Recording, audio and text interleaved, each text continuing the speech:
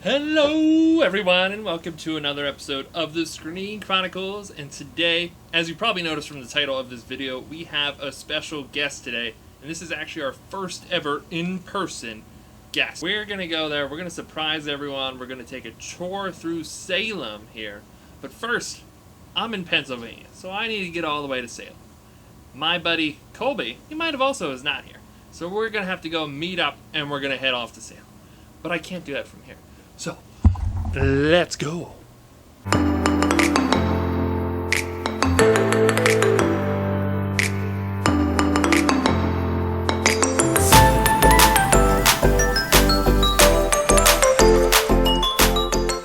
On the way to go get Colby here, leaving the pristine mountain ranges and rolling hills of Pennsylvania, the nice, well-maintained highways here to go to New York. Let's get something on the radio here to get us in the mood. Athelstan met it with his shield, and I saw the blades split the willow boards. Athelstan had been driven to his knees by the force of the shield-splitting blow, but heard Oda. He turned and snapped serpent breath out of the air, swept it hard to cut into Thorfinn's left thigh. Thorfinn fell with his axe, and Athelstan had a bloodied boot on his enemy's chest as he ripped serpent breath free.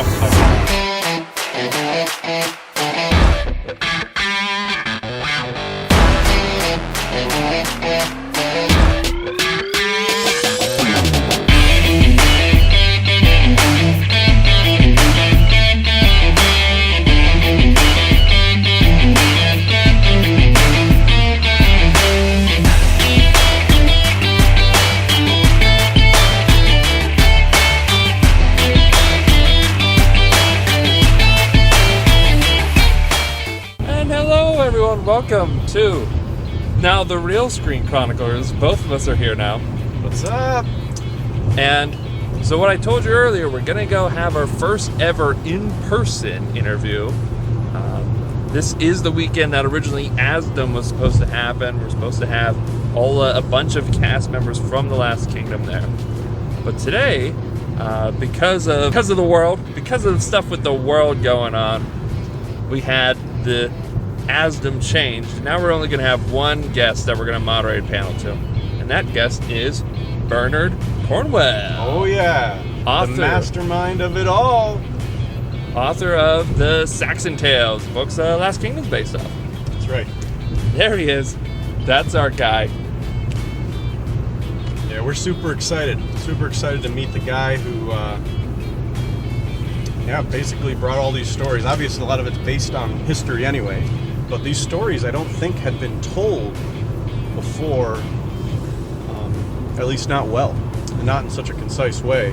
And I mean, they're really incredible stories about the creation of England, all the way through the book series. So, yeah, I think we were talking to Ruby Hartley before about how it's so much more fun learning about this history when it's presented in a fun, engaging way, and that's what he always says, is he's a storyteller, not just a historian. And those are honestly my favorite kind of books to read, are books where it is fictional, but you still learn something. And what's great about Bernard's books is that he gives a nice historical note at the end of each novel in the Last Kingdom series and some of his other series, like the Sharp novels. And he tells you exactly in the book what was real and what he changed or what he added, which is pretty awesome. That he's that transparent about the events of the book.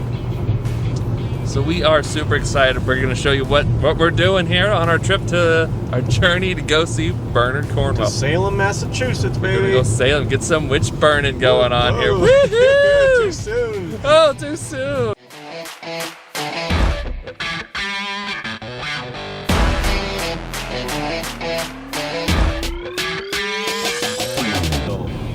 Checked into our hotel, and now we are on our way to Moe's. It's been a while since we've been to Moe's, right? Too long. What? At least together. It's been 2019-ish again? Oh my god, you're right. At the very least. Yeah, it had to be at the earliest. We didn't go to Moe's last time I saw you. For sure we went our final weekend the apartment Yes. for a last supper. That was our last supper. If you're going to Moe's, you need to get the wrong Doug, people. That's what you need to do before you talk to the granddaddy of the Last Kingdom. You need to get your belly full on Moe's. And you need, before you even say anything's better than Moe's, like Chipotle or something, get the wrong Doug at Moe's, okay? You get the wrong Doug at Moe's, you get the Chipotle sauce on it, and you still don't like it, okay. And there's probably something wrong with you. Probably something wrong with you, but, you know.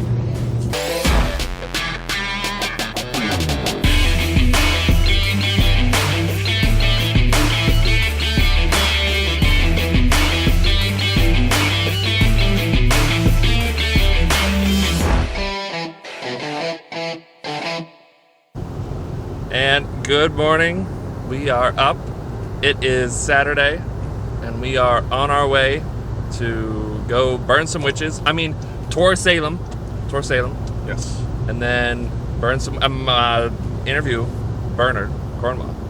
How you feeling? It's not funny to joke about that, Steve.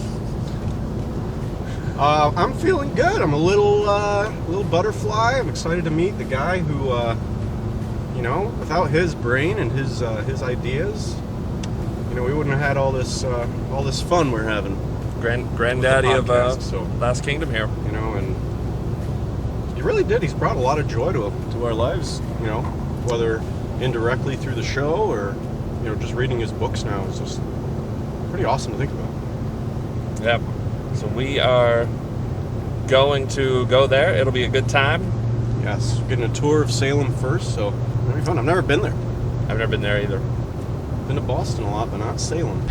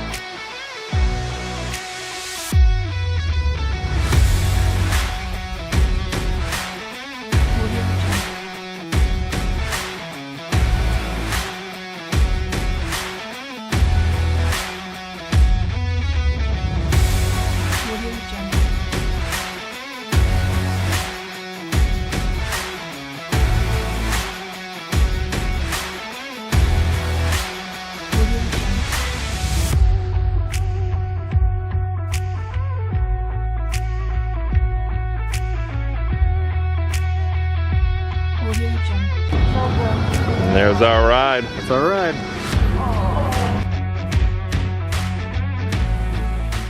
Okay, ladies and gentlemen, you thought Spring Chronicles was a surprise, didn't you? It was a pre-surprise. I give you She the doesn't need man it. who wrote the book.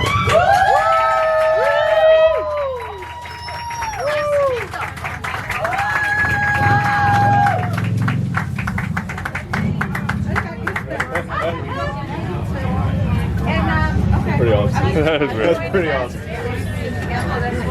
Wait a minute. Oh my God.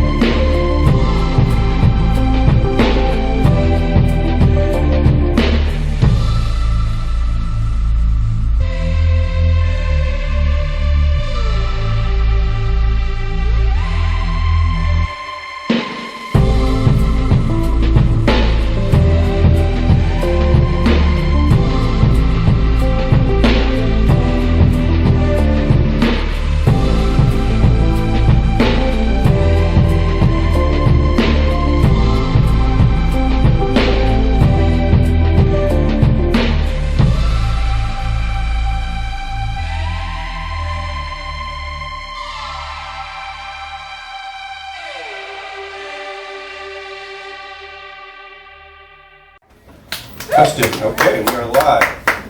First of all, I want to say thanks everybody for coming. Thank you for everybody who supported our podcast, first of all. And thank you so much for Shawnette and Elaine for putting this together. It's pretty awesome. And first, before we get going, Bernard, we want to say thank you for all your work. It's really brought a lot of joy to all of our lives, the things that you've done and you put on page. So thank you very much. You're truly welcome. Is this one working? Yes. You guys are? Okay. So, first of all, have you been to Salem before? Yes. Yeah, you've explored it? Long time ago. Yeah. And how'd you enjoy the trolley ride? I thought it was great. I mean, just not enough witches. No. No. Now, you told us you were thinking about sailing up today, but the weather wasn't quite in your favor, and that you've been sailing your whole life. And I'm just curious if your sailing experience has ever influenced the way you write Uhtred's story when he's at sea. Oh, yeah. I mean, if you read the Uhtred books, the one thing you notice is that he always feels better the moment he goes to sea. So whenever I'm feeling he's just a bit too gloomy, I just take him off to sea and he's fine.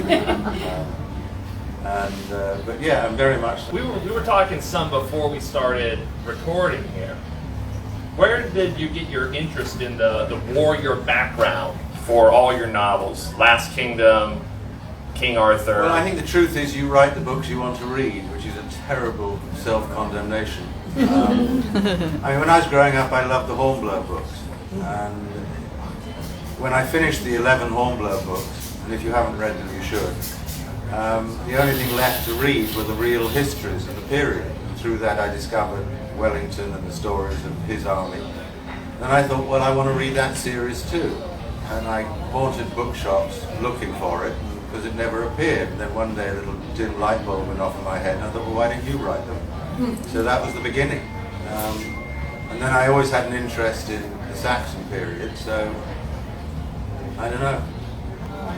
And is it true that you didn't learn about your ancestor Uhtred until later in your life? I was in my 50s, which is still too long ago, and I met my real father for the first time. And he was living in Canada, and his surname is Uhtred, which is not that far from Uhtred. And he showed me a family tree. And I'm very proud to say that his family tree, and therefore mine, goes all the way back to the god Odin, so be careful. And there were these characters called Uhtred, who were alive in the 8th, 9th, 10th centuries.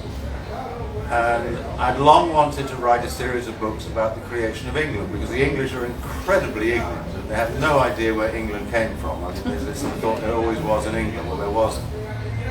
And like most historical novels have a big story and a little story. And the big story is, say, the American Civil War. The little story is, can Scarlet save Tara? And what you do is you flip them. You put the big story in the background, the little story in the foreground. Well, I knew my big story was the creation of England. I didn't have a little story. And I thought, yes, you do. One of your ancestors. How the hell did he hold on to Bebbanburg through the Danish occupation? So that's how it came about. Have you ever tried reclaiming Bebbanburg? About 8 years ago, my wife and I were in Bamborough, now it's called Bamborough Castle, and we met the present owner, who was a charming, nice man. And I said to him, I said, look, Francis, you know that this castle was stolen from us in 1016. And if you had a shred of honour, any sense of justice, he said, let me interrupt you and show you the heating bills. I said, so that was it. The Last Kingdom series, or your novels, the Saxon Tales, wrapped up recently with Warlord. How did you feel wrapping up this series you've been working on for such a long time? Actually, with a lot of regret. And I'd sort of quite like to go back and write another one, but I don't know. No, I like Uhtred. He's a bad boy. No, I miss him. I can't help but, in Uhtred, his whole time, he's around Christians, and as he is a pagan, and he's always helping the English accomplish their goals, and he's always becoming more and more of an outsider as you go. Is that something you can relate to too? Is that why you put him in there? Just being an outsider? Yeah. I mean, I always knew that one of the essential, if you like, parts of the novels were going to be the tension between him and Alfred. Alfred was exceedingly pious. I mean, actually a very boring man, but like most fundamentalist Puritans, he's a bore. And Uhtred is the opposite. And Alfred and Uhtred are doomed not to really like each other, except they do like each other, which is also part of it. I definitely had fun. I mean, for me, always the favourite part of writing a book was when the Christians decided to put Uhtred on trial. And I try and put one good joke in every book. Just one. Just one. Just one. I said good. I try and put one. My favourite is, oh no, I shouldn't, it's just too bad. Never mind. I can't even remember what book it's in, and it's his dreadful enemy, Bishop Wulfhere, who we have long established. I can't remember where he's the bishop of now, but he's been a patron of one of the brothels in Winchester. And Uhtred says, yes, I hear that you pray with them. In the name of the Father, the Son, and the ho, ho, ho, ho! And Julie, my wife, who's a good Episcopalian, said, no, you can't do that. I said, it's staying in, darling. So one thing we love about your book series is not only is it a great adventure and the characters are great, but you also learn something of history. And we get jokes. And we get a joke a book, which is fantastic. And we really appreciate the historical notes, so we know exactly what did happen and what didn't happen. It's pretty cool to read at the end. Was there ever a character that was a true historical character that maybe you were bound to, they died maybe early in the series, that you wish you could have explored more? Quick answer to that is no, because I'd have explored them more if I wanted to. Okay. I mean, the character I liked writing most, other than Uhtred, was Alfred. I came to the end to admire Alfred, and I think there's a reason he's called the Great. And I thought that David Dawson played him absolutely brilliantly. It was just a quite extraordinary performance. And David, I know, enjoyed doing it. But that was that was one of the pleasures of the series, was watching David Dawson as Alfred. But no. It seemed like most of the cast didn't know about how the formation of England was. Even the English cast members we talked to. They didn't have a clue. No.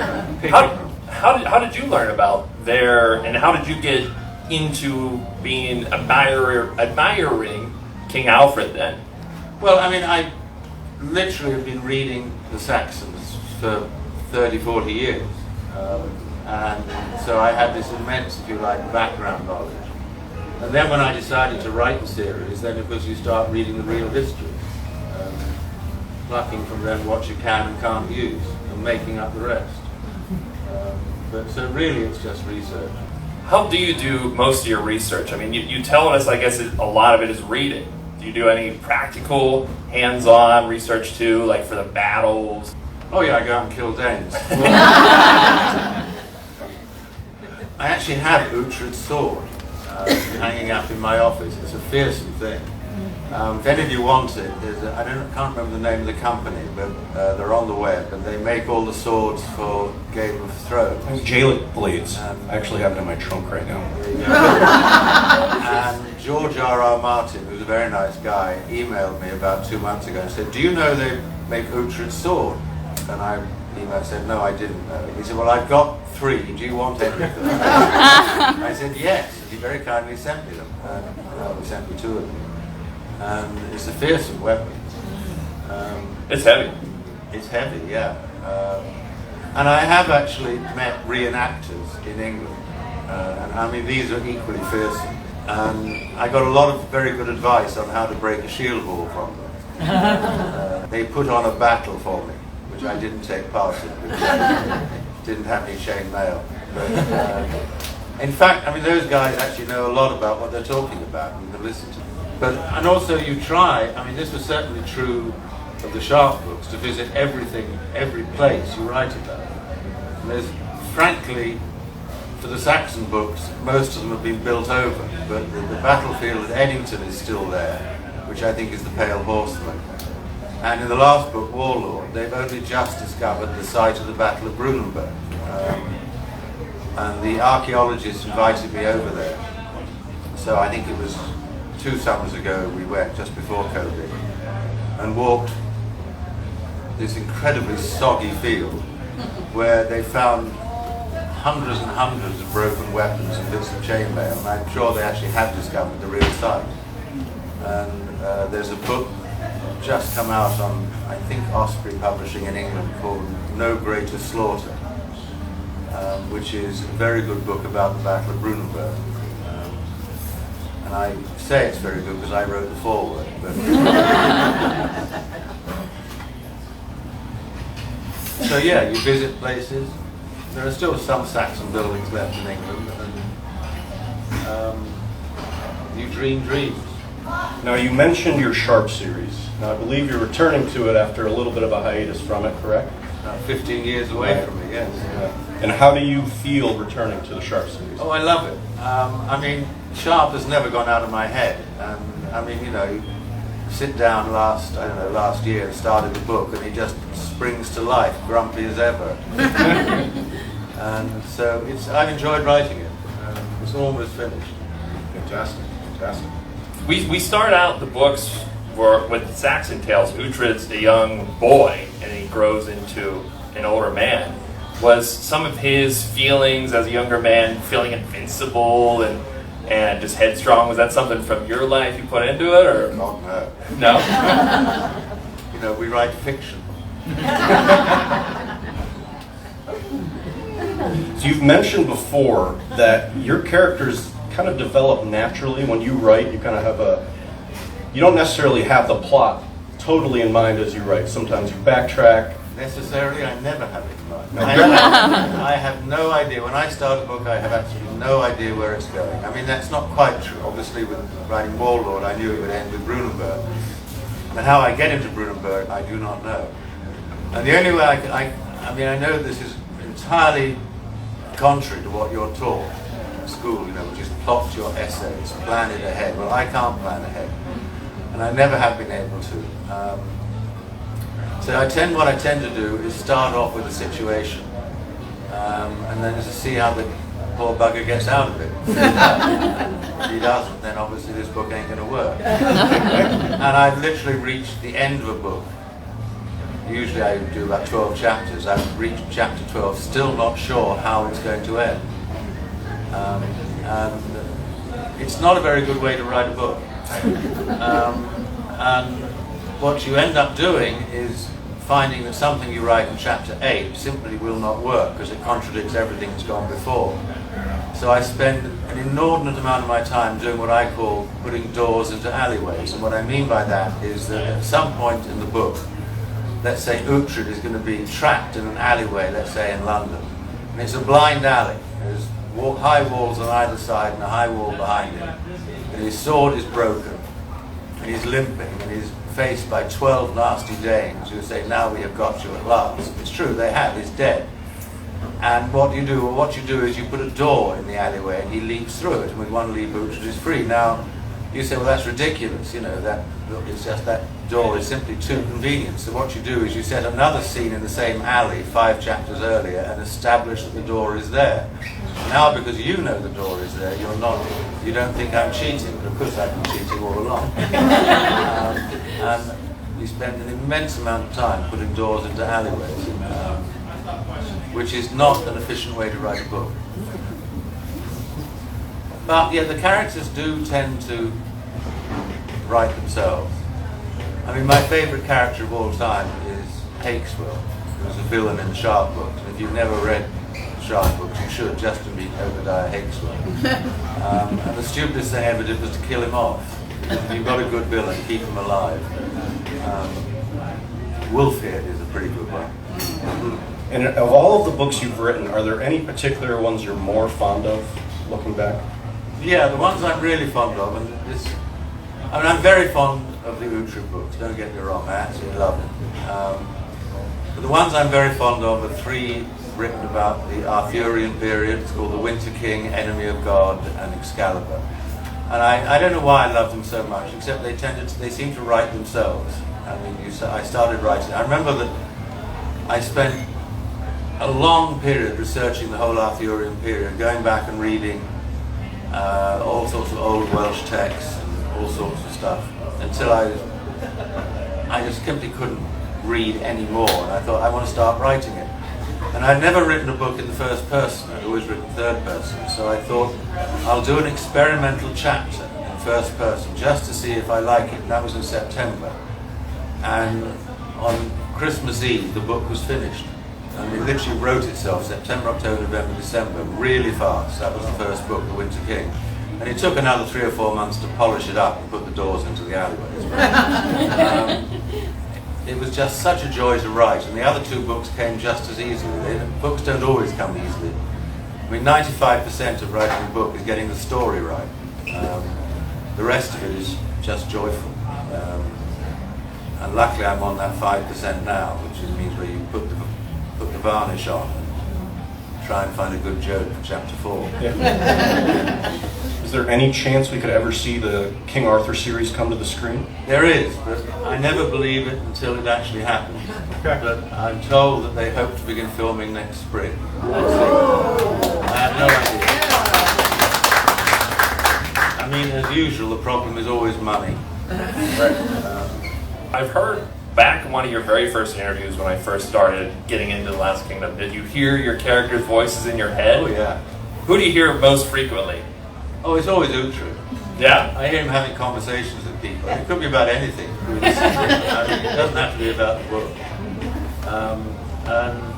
Well, you live with these characters for, it takes 5-6 months usually to write a book. And for those 5 or 6 months, you obsess about it. I mean, I always say my best ideas come in the shower. Because, at the end of the day, you get in the shower and suddenly you think, oh yeah, of course that's what you do. You just dash naked like Eureka, but I do dash over and scribble it down. But if I take the dog for a walk, I tend to hear them having conversations.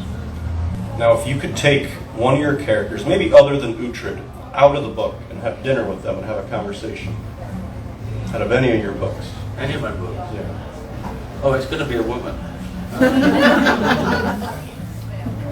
I mean, people always say, which character from history would you most like to have dinner with? And they think I'm going to say the Duke of Wellington. It's not, it's an old woman. I mean, she was the mistress of Charles II. She can tell you the real things that went on. I don't know. I think one of Sharp's women. Okay. Yeah. He has some interesting women. Now, if you had to pull somebody out of the book to defend your home, maybe a warrior, who would you pick? Oh, Uhtred would do very nice. Maybe from one of the earlier books, though. I've got a sword for it. Where do you draw that inspiration for a character then, especially when you're in first person with them all the time? Where does that come from for you?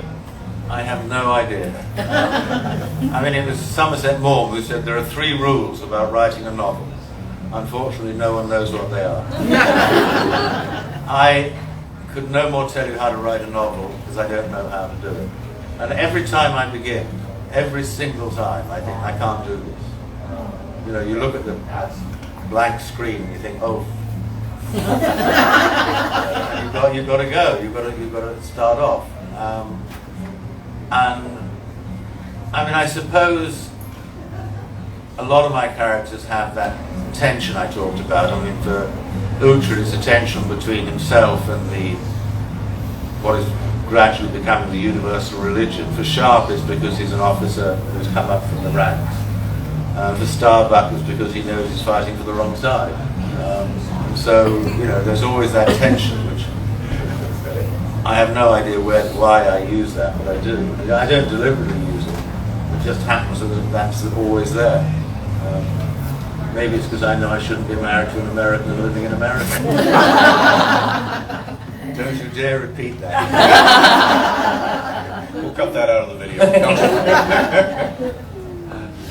If you could give your younger self, when you started writing, any advice, what would it be?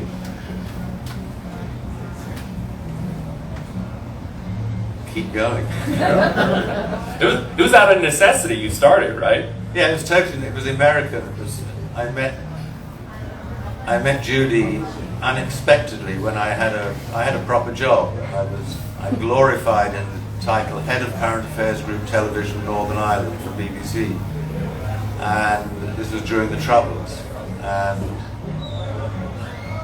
the Northern Irish Tourist Board, in their insanity, decided to invite American travel agents to Ulster. Ulster is a tourist destination.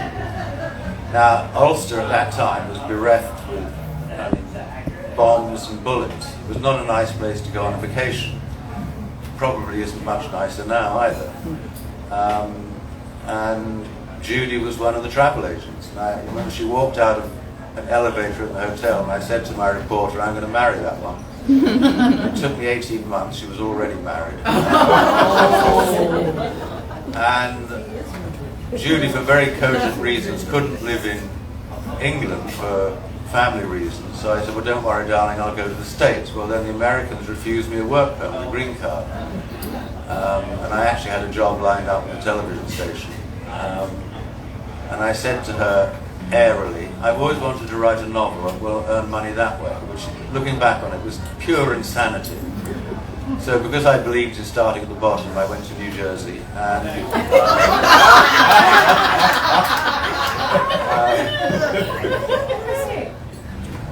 as I said. And in New Jersey I wrote the first novel. And well, that was 40 years ago. We're still married and I'm still writing novels. So, I mean, it's all Judy's fault. Totally. Your determination to marry her was very Uhtred-like. It I was, think we can all agree with that.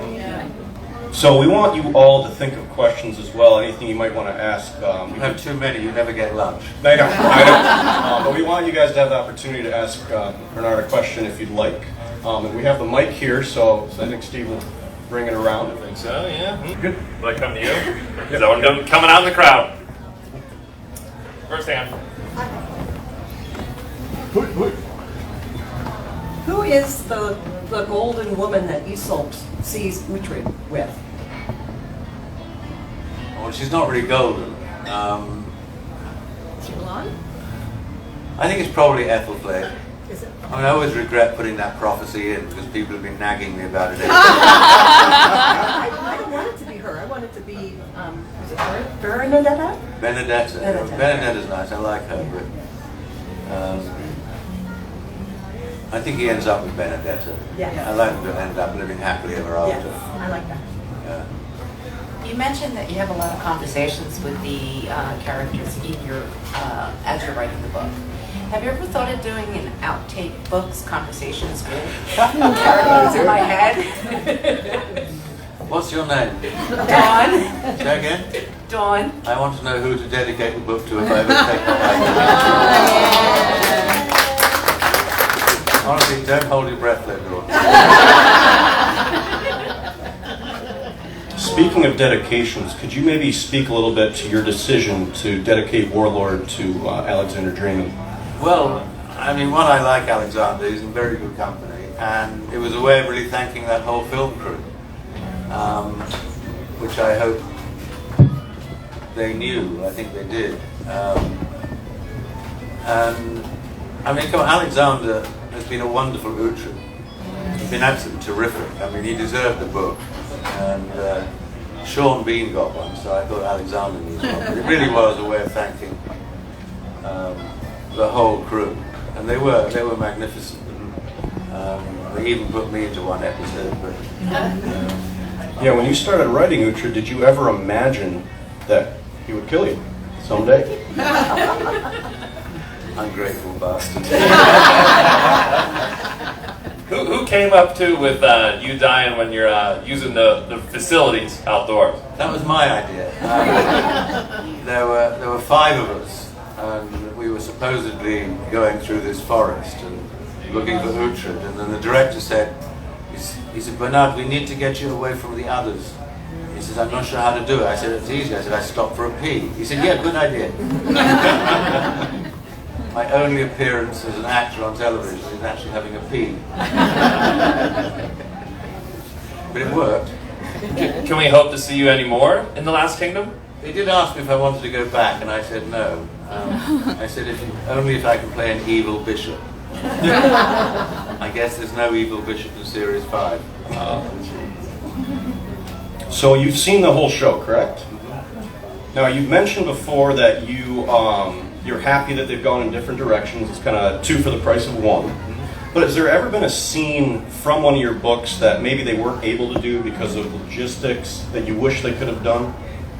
The name of the Father, the Son, and the ho ho ho. Yeah, of course. I know. One for us is the battle at Lud's Gate. Yes. With Purelig throwing those bodies. I mean, that'd have been cool to see The cinematically. death of King Edmund in East Anglia. That I would have enjoyed, but they didn't do that. Does anybody else have any other questions? They're hungry. I think they're hungry. And can I just say, add my thanks to all of you for coming, especially those Donna, who came all the way from New Mexico.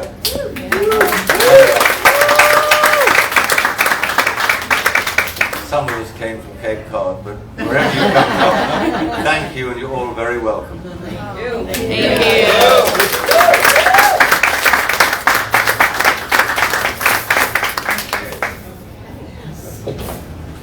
Time for food. Hey! Hey everyone! So, thanks for watching the video here with our interview with Bernard Cornwell on our trip up to Massachusetts. We wanted to thank Shawnette Elaine Yes. from Pinky Swear Productions. Make sure to follow Asdom Event for more information on them. Thank you so much for Yes. setting it up.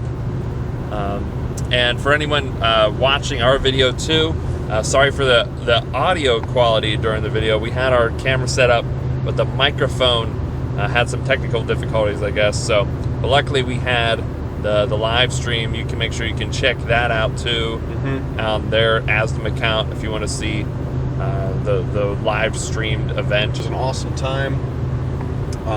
Such an honor to meet the mastermind of it all, Bernard Cornwell. Yeah, it was really a great day. Brilliant guy, also a badass, by the way. That's for Showed sure. us a rugby injury. He looks like an English gentleman, but he's also a badass. So, He's a badass. I mean, and he's a brilliant dude. he's pretty funny. Yes, Pretty funny guy. He's a great guy. So we had a really good time. He was very nice. Yeah, it was an honor and a privilege to be able to do this. So. Yeah, very accommodating to everyone there. Great guy. Thanks to you, especially Bernard Cornwell, for dealing with us nerds for a day. I know. But we hope you all enjoyed the talk and our little adventure here. Yeah, let us know if you like this, and we're probably going to try and do more of these in the future as they come up. You know, the world is uncertain times, though, so we'll see. Yep. But thanks again. If you like the video, give it a like, subscribe. Make sure to check out all our other interviews with cast members from The Last Kingdom, as well as our season and episode recaps. We have season recaps 1, 2, 3, episode recaps of season 4, and we're covering Outlander, Vikings, and there's gonna be more stuff coming down the pipeline. So make sure you subscribe so you are ready. And it's like we always say, Colby. Goodbye.